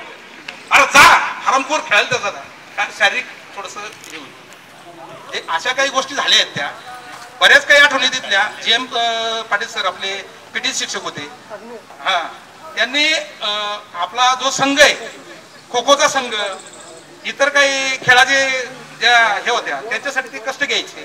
पुन्हा त्या इथं आपल्या शाळेत राबवले गेले. त्यावेळेस आताच्या लोकांना ते समजणार नाही आणि ते सांगून पटणार पण नाही. अशा काही बऱ्याच गोष्टी घडलेल्या आहेत. असू द्या, जे काही मनोगत ऐकून घ्या. तसं आमचं काही चर्चा करायला आपल्याला भरपूर आहे. आयोजकांचं मी आभार मानतो. काय अडचण नाही, येऊ आपण, काय अडचण, आमची मान्यता आहे त्याला. आणि संपूर्णपणे तुम्हाला पाठिंबा आहे. तुम्हाला काय ती मदत लागेल ते आम्ही देऊ, काय अडचण नाही. पाठिंबा दिल्याबद्दल धन्यवाद. आणि जे काही आता काही कसं असतं, आता मध्यंतरी 2-3 दिवसात आहे ना, जरा थोडंसं माझ्या बहिणीच मी इथं शिकलो 12वी पर्यंत माझं. त्याच्यानंतर ही मी तिथं स्वतःची ओळख तयार केली. माझ्या वडिलांची ओळख जशी या संजय कारखान्यात नानासाहेबांची शेती करायचं सर आम्ही. माझ्या वडिलांची म्हणजे कसं शेतीची आवड असल्यामुळं माझ्या वडिलांचं जे आता जी शेती आम्ही करायचो नानासाहेबांची, ते शेत माझ्या वडिलांच्या नावाने आज बी ओळखलं जातं, ते पिटी पाटला दमणा म्हणून. कुठं कारखान्याच्या पुढच्या बाजूला. म्हणजे ही ओळख आपण जशी आमच्या वडिलांनी निर्माण केली तशी मी पण केली. आणि माझ्या कॉन्टॅक्टमध्ये आपल्या 92चेच नाही तर माझ्यापेक्षा म्हणजे कमी वयाचे, माझ्यापेक्षा ज्येष्ठ वयाचे हे सुद्धा माझ्या कॉन्टॅक्टमध्ये ह्या शाळेतनं शिकून गेले. त्याच्याला एक आपला उल्हास काशीनाथ पाटील म्हणून बाबा अनुसंशोधन केंद्रात प्रोफेसर येतो आता, आपल्या शाळेतच शिकलेला. नाही तो शाळेचा, तो पेंटर. आणि त्याला पोलिओ होता, त्याला सायकलवर मी घेऊन म्हणजे असे काही आपले विद्यार्थी अजून आहेत. आता हा ग्रुप आलाय, हा ग्रुप तुमच्या पुढे आला तसं ते पण बाकीचे पण विद्यार्थी ते घडू शकत कसं माहिती का, त्यांच्यात असं पुढाकार घेणारे कोण नाही. जसं आता विश्वास आहे, गोरख आहे. हा हा हा चालतं. ओके, आयोजकांनी मला बोलण्याची संधी दिली त्याबद्दल धन्यवाद. माझं लांबलेलं दोन मिनिटाचं भाषण 5 मिनिटं झालं, सॉरी. हा हा, सगळ्यांना भुका लागलेत आणि सुग्रास असं जेवण केलेलं आहे आणि हरिनाक्षी नियोजन येते. आता आपले आदरणीय सर अध्यक्ष कोण बोलायची इच्छा असेल. ओके, थांबतो. सर्व आल्या आणि कार्यक्रम इतका सुंदर झाला की त्याला आपल्याला म्हणजे म्हणता येणार नाही की इतका कार्यक्रम पत्रिका घेऊन सुद्धा कधी कधी असा कार्यक्रम होत नाही. खास करून शांताराम, विश्वास आणि गोरख यांचे आभार मानतो. यांनी एवढी कीड नाही, तू साड्या जरी विकतो पण तुझ्या मेहनतीचं येते म्हणून काम, शेतकरी काम करतो तो त्याचं कामाचं असतं दाम पण बोलतो, म्हणून तसं कामाला काही कमी हे लेखायचं कारण नाही. या इमारतीकडनं मी दिवसाला इकडनं जातो तिकडनं पण येतो. अंमनेरला जाताना असं वाटतं की आपलं अस्तित्व इथं संपलं बा असं, पण आज तुम्ही ते अस्तित्व जागृत केलं. आम्ही पूर्वीचे जसे तसेच आहेत आणि आम्हाला असं वाटतं टायगर अभी जिंदा आहे असं वाटायला लागलं. धन्यवाद सर, धन्यवाद. तर विद्यार्थी मित्रांनो, एक दुःखद घटना मी तुम्हाला थोडी सांगू इच्छितो की तुम्हाला जे गुरुवर्य होते ज्यांनी तुम्हाला या ठिकाणी शिकवलं, ज्ञान असतील, भीमराव शिपाई असेल, मेहरे सर असतील, त्याच्यानंतर नानाभाऊ सूर्यवंशी असतील, हे आपल्या महाजन सर असतील, भाऊस्कर सर असतील, हे आज आपल्या अस्तित्वात नाही. तर आज आपण त्यांना फक्त 1 मिनिट उभं राहून त्यांना श्रद्धांजली अर्पण करायची आहे. Sir 1 minute. सर भाऊ पाटील म्हणून आंबोड्याच्या थोरात पाटील पण तर तो SRP PSI होता आणि त्याला कार्यक्रमाला यायची इतकी आवड होती, त्याच्या आम्ही 2-3 वेळा त्याच्याशी बात केली. तो म्हणे विश्वास जर तुम्हाला खर्च कमी पडत असेल, पैसे लागत असतील तर मी एकटा भरू, पण मला कार्यक्रमाला यायचे. पण ते का नियतीने घात केला त्याच्या. आता 1 तारखेला त्या 10व्या कार्यक्रम होता, खूप वाईट झालंय, परंतु त्याच्यात आपलं दुःख आहे. पण नाईलाज तो आपलं तारीख ठरवली गेली होती म्हणून कार्यक्रम घ्यावा लागला. म्हणून आपण त्याच्या संपूर्ण परिवाराच्या दुःखामध्ये आपल्या ग्रुपतर्फे आपण त्या ठिकाणी श्रद्धांजली देतोय. 2 मिनिटं श्रद्धांजली उभे राहायचे सगळ्यांनी. नंतर तुमचे जे काही विद्यार्थी मित्र असतील त्यांचा. आता यानंतर आपल्या आजच्या कार्यक्रमाचे अध्यक्ष छत्रपती शिवाजी महाराज की 91-92 या शैक्षणिक वर्षाच्या 10वीच्या बॅचने आयोजित केलेल्या या सुंदरशा अशा कार्यक्रमाला आम्हाला सगळ्यांना उपस्थित राहता आलं, याचा खूप आनंद आहे. खरं म्हणजे ते थोडंसं एक्झॅगरेट करून सांगितलं. ते एका हेडमास्टरचं कामच असतं. जे असं आमच्या मुख्याध्यापकाच्या संहितेमध्ये सांगितलेलं आहे, जसा मुख्याध्यापक तशी शाळा. आता असं म्हटल्यानंतर जर मुख्याध्यापकावर शाळा अवलंबून राहत असेल तर मुख्याध्यापकाने कसं वागलं पाहिजे, कसं बोललं पाहिजे, कसं चाललं पाहिजे, याचे सगळे बंधनं स्वतःवर लादून घ्यावे लागतात. मुख्याध्यापक आज शेवटी तो सुद्धा माणूसच आहे. त्याला भावभावना आहेत, नातेगोते आहेत, मित्रमंडळी आहे, आणि सगळं सोडून शाळेला तो जेव्हा जवळ करतो आणि शाळेत शिकणाऱ्या सर्व विद्यार्थ्यांना जेव्हा तो जवळ करतो तेव्हा त्याला बाकीच्या गोष्टी सोडून द्याव्या लागतात. आता DB पाटलांनी त्यांच्या व्याख्यानात सांगितलं ते, आणि मी बऱ्याच दिवस मोटरसायकलीवरून अपडाऊन करत होतो, सोबत यायचो, आणि त्यांनी सांगितलं की ते कधी कधी जेवण सोडून आम्हाला निघून यावं लागायचं. मी हे पथ्य पाळलेलं होतं की नोकरी करताना आपण शाळेवर अन्याय करायचा नाही. आता बऱ्याचदा आमची मुख्याध्यापक मंडळी अशी असते, मुख्याध्यापक झाल्यानंतर त्यांना थोडंसं वेगळं वाटायला लागतं. किंवा मी शिक्षक होतो ना, आता मुख्याध्यापक आहे म्हणजे त्यांचं वागणं, बोलणं, चालणं सगळं बदलून जातं. आणि ते नुसते ऑर्डरही सोडतात, हे करून टाका ते करून टाका, आणि अध्यापन जवळजवळ टाळतात ते. पण माझं असं होतं, मी आधी आता मुख्याध्यापक या शब्दामध्ये अध्यापक हा शब्द अंतर्भाव आहे त्याचा, म्हणजे आधी तो अध्यापक आहे नंतर मुख्य आहे. आणि मुख्याध्यापकाचं अध्यापन असं असलं पाहिजे की इतर शिक्षकांना ते प्रेरणादायी ठरलं पाहिजे. आणि ते प्रेरणादायी ठरण्यासाठी मग त्यांनी नुसतं काहीतरी ग्रॅज्युएशन करेपर्यंत जे शिकलेलं आहे तेवढ्या वेळेस भागून चालत नाही, तर त्याने स्वतःला अपडेट केलं पाहिजे.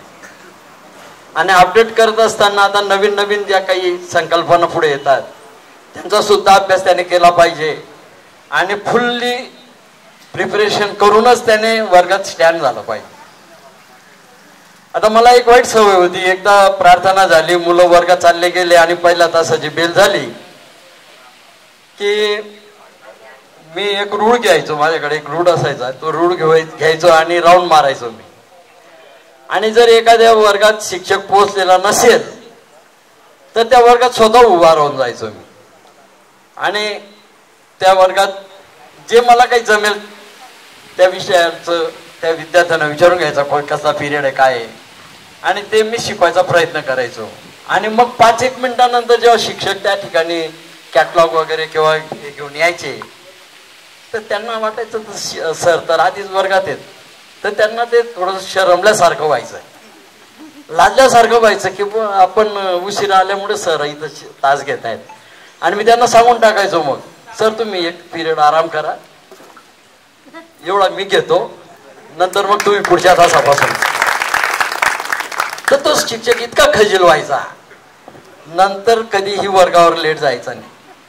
म्हणजे अशा काही क्लुप्त्या, काही स्ट्रॅटेजीज अशा कराव्या लागायच्या. आणि मग कार्यक्रम म्हटलं की शाळा कार्यक्रम करत नाही. आता आमच्या सरांनी सांगितलं विज्ञान प्रदर्शन असतील, मग वनराई बंधारे असतील, वृक्षदिंड्या असतील, नंतर छोटे छोटे नाटिका असतील, गणेश चतुर्थी असेल त्या पिरियडमध्ये काही नाटिका बसवणं असतील, नंतर 15 ऑगस्ट 26 जानेवारीचे कार्यक्रम असतील. हे सर्व कार्यक्रमांसाठी आमचे वामनराव हिरेने भाग घ्यायचे. आणि त्यांच्या जोडीला मग बाकीचे टीम असायची, विश्वदे सर असायचे, एस आर पाटील असायचे. एस आर पाटील चांगला तबला वाजवायचे आणि वानखेडकर सर होते ते हार्मोनियम वाजवायचे. आणि असं आपलं घरचंच संगीत मंडळ तयार होऊन कार्यक्रम बसवायचे. तर या कार्यक्रमांना ज्या वेळेला एकदम सुरुवात होती त्यावेळेला आम्हाला आंबोड्याचे राधेश्याम कुलकर्णी हे त्यांचा लाऊडस्पीकर आम्हाला द्यायचे आणि अतिशय नॉमिनल काहीतरी जुजबी चार्ज करायचे, कारण त्यांना असं वाटायचं की हा शाळेचा कार्यक्रम आहे. आणि जेव्हा तो कार्यक्रम आम्ही घ्यायचो, इथे डॉक्टरांची बिल्डिंग होती ती, त्या बिल्डिंगच्या ओट्यावर ते स्टेज बनवून तिथं तो कार्यक्रम घ्यायचो. आणि तो कार्यक्रम इतका रंगायचा, तो कार्यक्रम पाहायला आजूबाजूच्या 10 खेड्यावरचे लोक बैलगाड्या जुंपून त्या ठिकाणी कार्यक्रम बघायला यायचे आणि खूप आम्हाला दाद मिळायची त्यावेळेस. तर असं हळूहळू वाढता वाढता शाळा वाढायला लागली. आणि मग साधारणतः 85 मध्ये या ठिकाणी 4 खोल्या तयार झाल्या.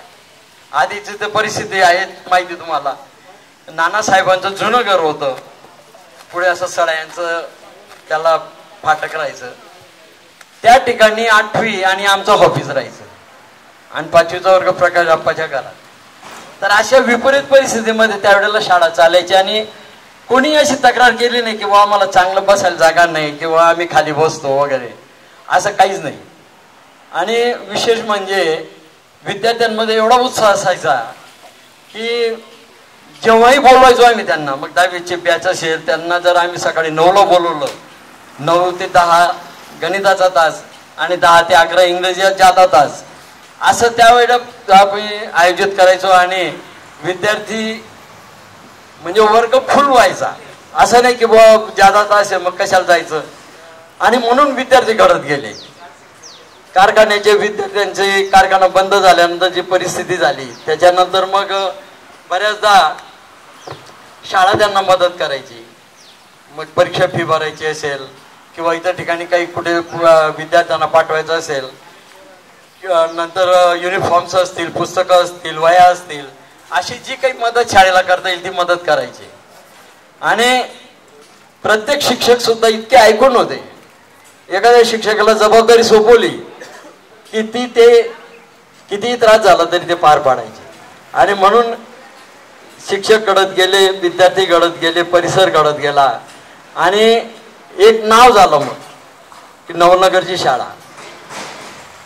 1985 मध्ये आमची मुख्याध्यापकांची एक सविचार सभा होती आणि त्या सभेत आमच्या तालुक्याच्या अधिकाऱ्यांनी सांगितलं की यावर्षी तालुक्याचं विज्ञान प्रदर्शन भरवायचं आहे, तर ज्या कोणा मुख्याध्यापकांना त्यांच्या शाळेत आयोजित करायचं असेल त्यांनी बोट वर करा. आता तिथे जवळजवळ 125 मुख्याध्यापक जमलेले होते. कोणीच बोट वर करत नाही, कारण हे लष्कराच्या भाकऱ्या वाजण्या काही कोणाला आवडत नाही. आणि म्हणून कोणी मोठमोठ्या शाळा की ज्याच्याकडे पैसा आहे, सुविधा आहे, सगळं आहे, ते तयार होत नव्हते. आणि आपल्या शाळेला 5 वर्ष झालेले होते. इतक्या लवकर काही कोणी विज्ञान प्रदर्शन भरवत नाही. परंतु मी स्वतः जागेवर उभा राहिलो. म्हणजे काय तुम्हाला काही शंका आहे का? नाही म्हटलं, मला विज्ञान प्रदर्शन भरवायचंय. सगळ्यांनी टाळ्या वाजून माझं स्वागत केलं की हा म्हणजे मी त्यावेळेला आमचं काही वय नव्हतं. म्हणजे मी मुख्याध्यापक, म्हणजे जसं मनमोहन सिंग हे ऍक्सिडेंटल प्राईम मिनिस्टर होते तसं मी सुद्धा ऍक्सिडेंटल हेडमास्टर होतो. कारण हेडमास्टर व्हायची लायकी तेव्हा माझी नव्हती. हेडमास्टरला 5 वर्ष सेवा असलेला शिक्षक लागतो. आणि माझी सर्व्हिस त्यावेळेला मी जेव्हा मुख्याध्यापक झालो तेव्हा 2 वर्ष मी कोकणात सर्व्हिस केलेली होती. तो अनुभव माझ्या गाठीशी होता.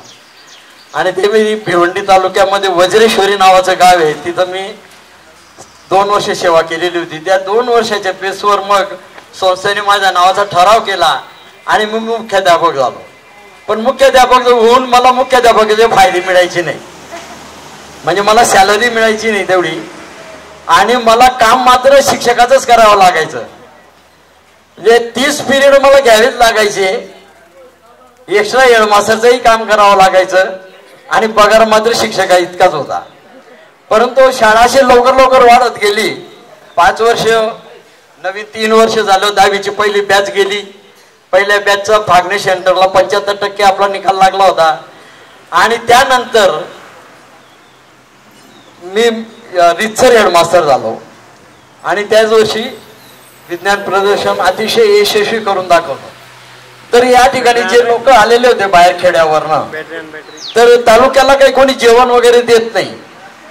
परंतु आम्ही वर्गणी करून इथं राहणाऱ्या लांबचे विद्यार्थी जे आलेले होते त्यांना रात्रीची सुविधा केलेली होती. त्यांना जेवण इथं शिपायांना सांगून ठेवलेलं होतं. 2 शिक्षकांना इथं स्थानिकांना मुक्कामाला ठेवलं होतं. अशा पद्धतीने सगळी वाटचाल होत गेली आणि विद्यार्थी घडत गेले. मग कुठे वक्तृत्व स्पर्धा असतील, कुठे क्रीडा स्पर्धा असतील, या सगळ्या स्पर्धांमध्ये विजय मिळो नको मिळो पण सहभाग घ्यायचा आणि नाराज व्हायचं नाही. अशा पद्धतीने वाटचाल करत करत मग पुढे हळूहळू यश मिळत गेलं, ट्रॉफ्या मिळत गेल्या आणि अशी शाळेची वाटचाल होती. तर असं शाळेबद्दलचे भरपूर अनुभव सांगण्यासारखे आहेत. परंतु मला स्वतःला भूक लागली, यावरनं तुमचा मी अंदाज करतो, कारण तुम्ही तरुण आहेत, माझ्यापेक्षा तरुण आहेत खूप. आणि म्हणून मी माझं आता भाषण काही जास्त लांबवत नाही. सगळ्यांना मी शुभेच्छा देतो की तुमचं पुढचं आयुष्य, तुमची पुढची वाटचाल ही खूप समृद्ध, भरभराटीची आणि आरोग्यदायी जावो असे सगळ्यांना शुभेच्छा देऊन माझे अध्यक्षीय भाषण संपवतो. जय हिंद, जय महाराष्ट्र, जय खानदेश. धन्यवाद सर. सरांनी ते एक उल्लेख केला म्हणून मला आठवलं. ते सांस्कृतिक कार्यक्रमाचा मी कायम अध्यक्ष राहायचो. हे जे स्टेज आहे ना, हे स्टेज हे माझे मित्र इस्पुते अण्णा, BR सूर्यवंशी, नंदू शिपाई आणि सावंत मॅडम आणि गोसावी सर, या ठिकाणी आम्ही एक नाटिका तयार केली होती, म्हशीची वाटणी. ती कोणीतरी पाहिली नसेल तुमच्यापैकी, कारण तेव्हा तुम्ही नव्हते. म्हशीची वाटणी, हा रवींद्र होता, बरोबर आहे. तर ती नाटिका बसवली आम्ही, 1.25 तासाची होती. त्यावेळेला रात्री 11 वाजता माधून नावीला इथं बोलवलं आणि माझी मूछ काढली. त्याला कारण मला श्रीपार्ट दिलेलं होतं. आणि एक नंदू शिपाई त्याला पण मी गोसावी सरांची मिसेस झालो होतो आणि तो नंदू शिपाई विश्वते सरांची. साहेब इथं बसले होते नाटक पाहायला. बरोबर सर? साहेब इथं बसले होते, नानासाहेब. त्यांना ती नाटिका आवडली कारण स्टेजवरनं मला मी इकडनं तिकडनं जर दौडालेलो आठवण येते. मग साहेबांनी ते नाटक पाहिल्यानंतर सरांना बोलवलं सकाळी. म्हणजे ते रात्रीची ती नाटिका शिक्षकांनी सादर केली नाही, 5000 घ्या म्हणे आणि तिथं स्टेज बनवून द्या म्हणे. हे स्टेज हे आमची एक आठवण आहे. आणि सरांनी आम्हाला जी प्रेरणा दिली होती, आमच्याकडं साहित्य नव्हतं. सरांनी PM सोरवंशीला सुरतला पाठवलं. तिथून जवळजवळ 15,000चं म्युझिकचं साहित्य आणलं होतं. हार्मोनियम, नाल, तबला, ते बरंच साहित्य त्यांनी आणलं होतं. ही आठवण आहे सरांची. धन्यवाद. ते सांगायचे विसरलो. धन्यवाद सर. बघा आता आमची भेट म्हणून द्यायचं ठरवलंय. बरोबर ना सदाजी? आणि ती भेट भगिनींनी सर देतील. सरांच्या हस्ते भगिनींना ते भेट द्यायची.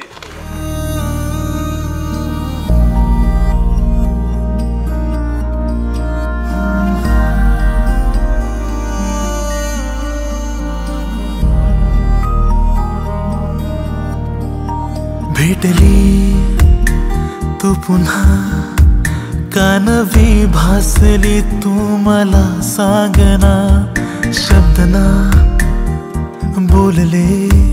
बोल के हे उसासे मोख्या भावना काहे होते असे आज माझ्या मना ते तुझ्या सोबती एकटा मी पुन्हा कासे गुंतडे ठाव नाही कोणा कोणता खेळ हा कोणत्या या खोडा तू तिथे मी इथे अंतरे नातरे का दुरावा नवा भेटली तू पुन्हा पाहिले मी तुला आज माझ्या वेना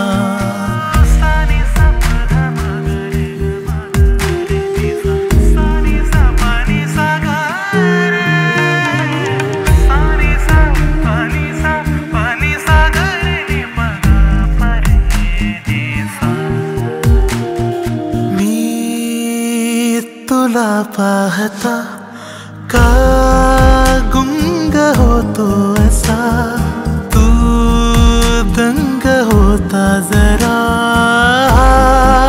छंद होई जसा आहे तू कोणती आहे मी कोणता सोबतीने तुझ्या हे कळेना मला गुंफले का असे तुझ्यात मला शोधता मी मला शोध लागे तुझा थांबना तू जरा भान गेले कुठे शोधू देना मला भेटली तू पुन्हा भेटलो मी मला आज माझ्या वेना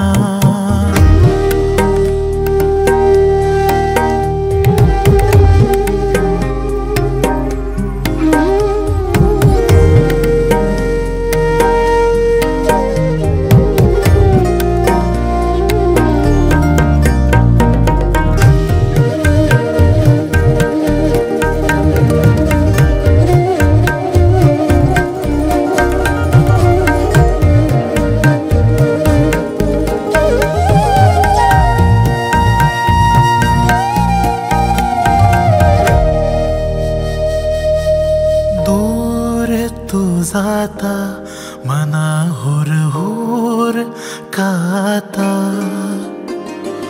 ओढ लागे का तुझी पावला नाया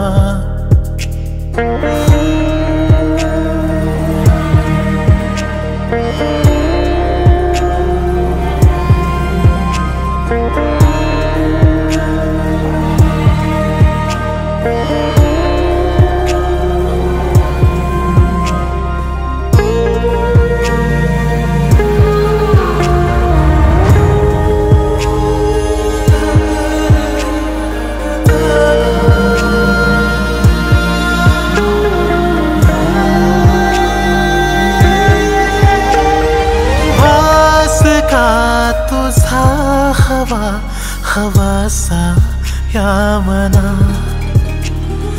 मी नव्या वाटेवरी वळणाशी तू पुन्हा दूर होताशी नजरेच्या जरा शोधूनी मी तुला कावरा वावरा तू अशी ना इथे जाण आहे मला गुंततो मी तरी पाहुनी का तुला होऊ दे भास हे शोधू ये गुंतण्याचा बहाणा नवा भेटली तू पुन्हा दाटली तूच तो आज माझ्या जगाडे नभाच्या मनाला पडे घोर आता उखाणे कसे सोडवावे कसे वागळे कळ्यांचे फुलांची कधी वाढले हे दुरावे कळे ना जुरे बाग आता सुनी सुनी सारी का कळे नाशी हरवली पाखरे हरवली पाखरे हरवली हरवली पाखरे का कळे नाशी हरवली पाखरे हरवली पाखरे हरवली हरवली पाखरे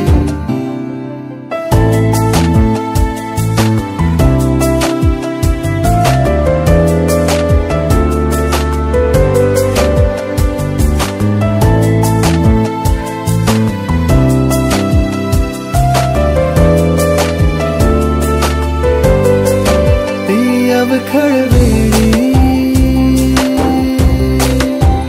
किलबिल सारी उगीच मनाला हुर हुर लावी सांजेला होई जीव हळवारे जे झाले गेले विसरून सारे वेडा बरा सांगे अरे अंगणी पुन्हा का कळे नाशी हरवली पाखरे हरवली पाखरे हरवली हरवली पाखरे का कळे नाशी हरवली पाखरे हरवली पाखरे हरवली हरवली पाखरे कळे नाशी हरवली पाखरे हरवली पाखरे हरवली हरवली पाखरे कळे नाशी हरवली पाखरे हरवली पाखरे हरवली हरवली पाखरे मागणी हीच मुची प्रार्थनान हेच मुचे मागणी माणसाने माणसाशी माणसा समवागणे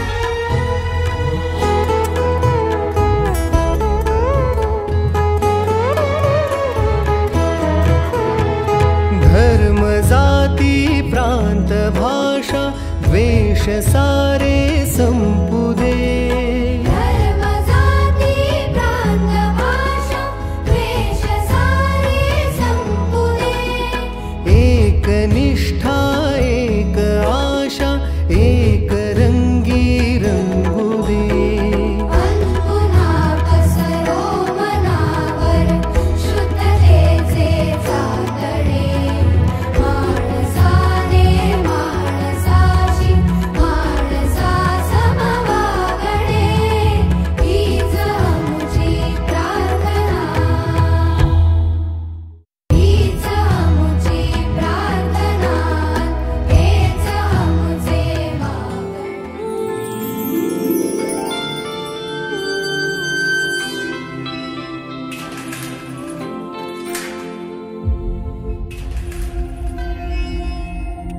आपल्या शाळेत गेल्यावर जर आपलंच बालपण आपल्याला नाही दिसलं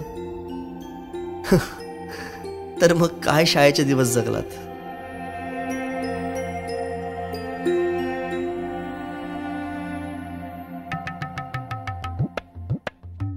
काय रे, अभ्यास नाही केला? चल निघ. बाई मी गृहपाठ केले पण वही नाही भेटली. भेटली नाही, मिळाली. माणसं भेटतात आणि वस्तू मिळतात, कळलं? चल. बाई मी आलोच.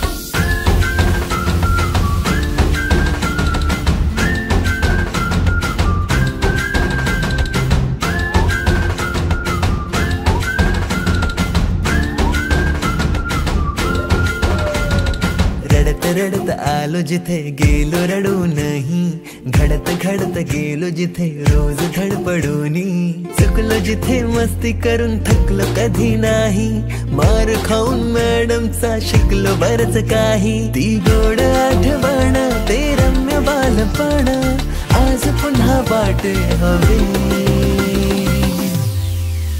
माझी शाळा मला आजही आठवे रे, पुन्हा शाळेमध्ये मला वाटते जावे रे. माझी शाळा मला आजही आठवे रे, पुन्हा शाळेमध्ये मला वाटते जावे रे.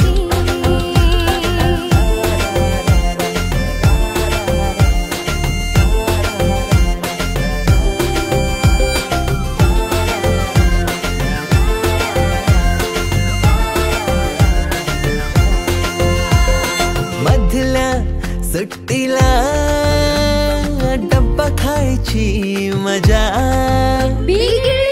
आता पोटात जा. खारीच्या दातांनी शेर केल्या लिमलेटच्या गोळ्या, कधी ग्राउंडवर मित्रांच्या. 91 पर्यंत आम्हाला तुम्ही इथपर्यंत नेलं आणि चांगली आठवण ठेवली. अशा पद्धतीने हा जो कार्यक्रम आहे, हा कार्यक्रम असे बाकीचे तुमचे इतर विद्यार्थी प्रेरणा घेतील आणि चांगला कार्यक्रम अशाच पद्धतीचा यशस्वी व्हावा अशी मी परमेश्वराची प्रार्थना करतो. आणि तुमचं सर्वांचं आयुष्य सुख समृद्धीचं आणि भरभराटीचं जावं. ईश्वर जसं आमचं आयुष्य चांगलं आहे तसं तुमचं पण जावं ही परमेश्वराची किंवा मुलीला सन्मानाने वागवलं पाहिजे म्हणून आम्ही छेडायचं बंद केलं. 30 वर्ष बरेचसे लांब होतं, पण आज असं मला वाटतं की आमचं कुटुंब आमच्या बरोबर आहे. त्यामुळे आम्हाला भीती वाटत नाही की आम्ही म्हातारे झालोय का मुलं आहे. आमचे पोरं आमच्या बरोबर असल्यावर कोणत्याही गोष्टीची भीती नाही. आणि पुढच्या तुमच्या वाटचालीसाठी शुभेच्छा. आणि असंच कार्यक्रम करा. आणि कोणत्याही मोडवर काही गरज लागली आमच्याकडनं, समजा माहितीचा खजिना असेल तर काही फोन केला तुम्ही तर आम्ही त्याला सदैव तत्पर असं आमच्याकडनं उत्तर मिळेल. तर सुखी राहा, आनंदी राहा आणि समाजात चांगली कामं करा.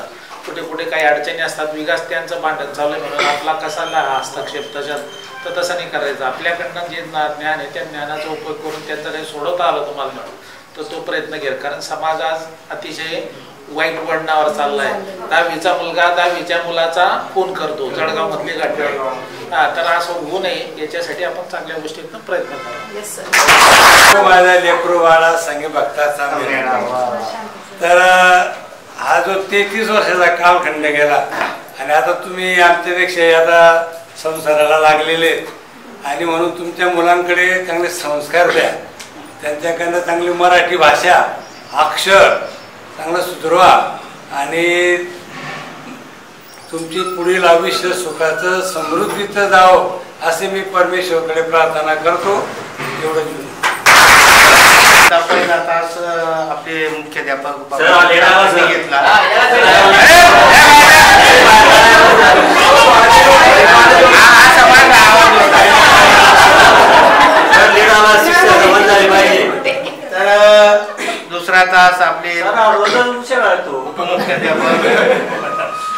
घेतला, आबासाहेबांनी घेतला, दुसऱ्या आबासाहेबांनी घेतला. मी जास्त नाही, तुम्ही आज जे तुमच्याकडे पाहिल्यानंतर खरंच आम्हाला वाटत नाही की मी 68 वर्षाचा आहे. मलाही वाटतं मी आता 50 वर्षाचा आहे.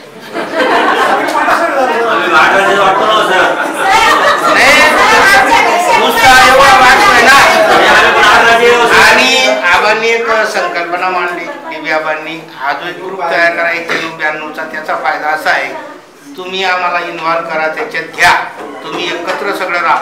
एखाद्यावर काही मोठं संकट आलं, ऐकून घ्या, काय मोठं संकट आलं, काय मेजर संकट आहे, तुम्ही जर आम्हाला आव्हान केलं की सर एवढं मोठं संकट आहे, तर आर्थिक सांगतो, आर्थिक संकटानं, तर आम्ही आमच्या परीने आमचे जेवढे शिक्षक बांधव आहेत या ग्रुपमध्ये फुल नाही फुलाची पाकळी आम्ही 100% मदत करू. की तुम्ही 91-92चा ग्रुप तयार करा, कारण काही ना काही संकट येऊ शकतं सगळ्यांवर. हो, सगळ्यांवर पैसा नसतो. कारण माझ्यावरचं संकट मी सांगतो, मला जे संकट आलं त्यांना माहिती. माझ्या मिसेसचं जानेवारी, फेब्रुवारी, मार्च जेलमध्ये राहिलेलं चांगलं, पण मी होम क्रिटिकलला 3 महिने असे काढले न्यूरोसर्जनकडे. माझी मिसेस कोमात चालली गेली होती दुसऱ्या मजल्यावर पडल्यामुळे. 3 महिने असे काढले की माझी दाढी वगैरे मला पाहून लोक हसायचे की आज काय होऊन गेलं. सरांनी पाहिलं होतं, त्यांनी पाहिलं होतं, माझं डोकं असं खराब झालं की आज जेव्हा मी आलो इथं, बाबूसाहेबांनी आम्हाला बसले होते, तुम्ही आज प्रेस देताय असंच बोलले तुम्ही दोघं जण, तेव्हा माणसाला भरून येतं. तर एकच डायलॉग तुमच्या समोर मारतो मी आवाच्या भाषेत. माणूस किती वर्ष जगला त्यांचा आम्हाला नेहमी, पण तो कसा जगला नेहमी सांगायचा. तो जगला नाही, तो किती वर्ष जगला त्याला महत्व. मौत महबूबा अपने साथ लेकर जाएगी, जिंदगी चंद दिनों की है, पानी के बुलबुले के तरह कब फट जाएगी पता नहीं चलेगा. म्हणून माणसासाठी तुम्ही आम्हाला बोलवलं, आमचा सत्कार केला, एवढा मान सन्मान दिला,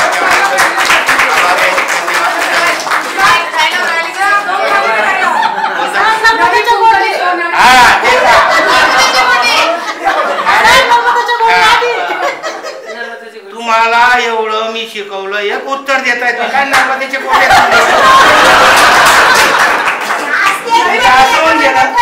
तुमचं हसवून गेलं. नडी तुंकली सोनारे इकडून तिकडून